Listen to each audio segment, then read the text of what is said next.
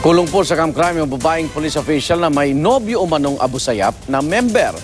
Naragatid lang daw ng supply para sa isa ring bandido pero sa inupahan nilang bahay sa Bohol. May mga natagpuang pampasabog. Saksi si Victoria Tulad. Bantay saradong inilipad sa Metro Manila si Police Superintendent Maria Cristina Nobleza at nobyo raw niyang Abu Sayyaf umano na si Renier Lou Dongon para ikulong sa Camp Crame. Sisimula na ang internal investigation kay Nobleza na sibak na sa pagiging Deputy Regional Chief ng Davao Region Crime Lab. Pero ngayon pa lang, may inamin na siya. Nandun lang daw sila para mag-deliver ng medisina at pagkain. Idadrop lang daw nila somewhere para makuha nila ni Saad kasi wounded daw si Saad. Abu Sayyaf din daw ang sinasabing Saad ayon sa PNP. Natagpuan naman sa inupahang bahay ng dalawa sa Bohol ang isang pampasabog na C4, blasting cap, detonating cord at mga ID ni Nobleza. Yun yung mga karamihan na ginagamit talaga ng mga terorista. Sa part ng building, pwede talaga yan pasabugin.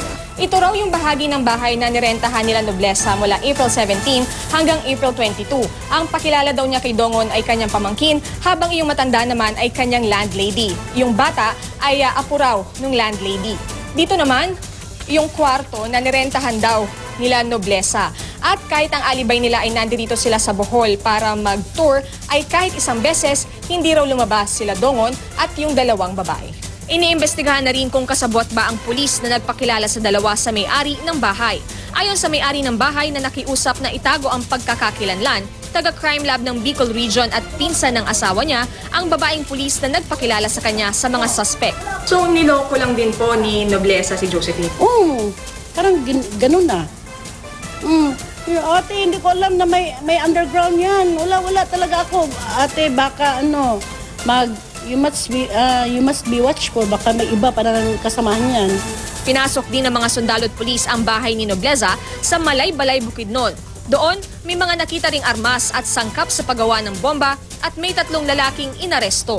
Dating miyembro ng Presidential Anti-Organized Crime Commission at Intelligence Group si Nobleza. Nakilala niya si Dongon nang mag-imbestiga noong 2013. Si Dongon ay suspect sa pagbomba sa isang hotel sa Cagayan de Oro noong 2012 at mataas na opisyal daw ng Khalifa Islamia, Mindanao.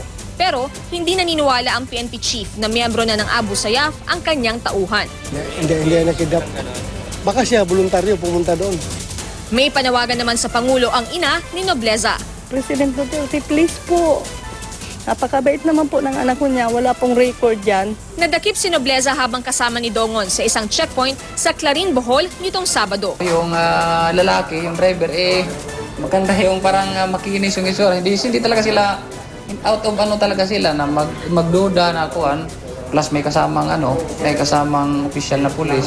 Nahuli man sila. May 2 Abu Sayyaf pa raw na tinutugis sa Bohol, habang ang ikatlo ay namatay raw sa gutom. Idineklara na ang state of calamity sa bayan ng Clarin kung saan 13 sa 24 na barangay ang apektado ng pagtugis sa Abu Sayyaf. 2,000 tao na ang lumikas. Ako si Victoria Tulad, ang inyong saksi.